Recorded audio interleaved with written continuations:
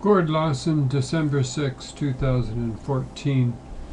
So this is a daily chart of the S&P 500, and what it shows are the multiple instances of the Uranus-Pluto square that I've been babbling about for quite a few months, really from the beginning of the year.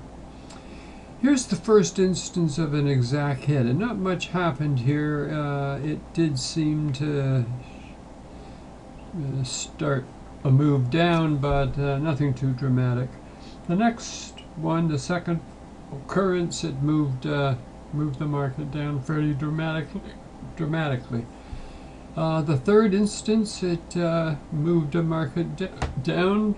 The fourth instance, the market was moving up, and the square seemed to move it sideways, and that's a legitimate trend change, up to sideways. It doesn't have to always be up, down. And the next occurrence, it stopped an up move and then seemed to go into a short congestion area. And now we wait for the next occurrence. I'm showing an exact date, but it should be plus or minus a week anyway. So we're in that time frame right now. What's being seen on TV and other news outlets with the social unrest in the States equates very well with the wording we gave it a few weeks ago. Some people say that this strong move up has been due to this aspect, and that could be true. There's others who don't think so.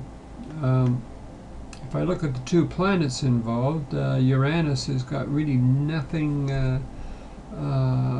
dealing directly with money, and it's in Aries, which has nothing directly to do with money.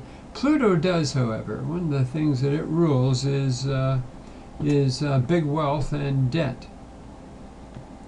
So that said, let's look at a longer term chart, not of that square, but another cycle, and this is the Saturn-Pluto cycle. It last started in 1982. That's this red circle here. That's the conjunction of Saturn and Pluto. And anyone who's been around for a while, like me, this really took off around the time of the Reagan supply side economics and continued up and continued up. I'm going to ignore the lesser aspects. This is the square. It came in as a group of three, but more important point is the waxing square.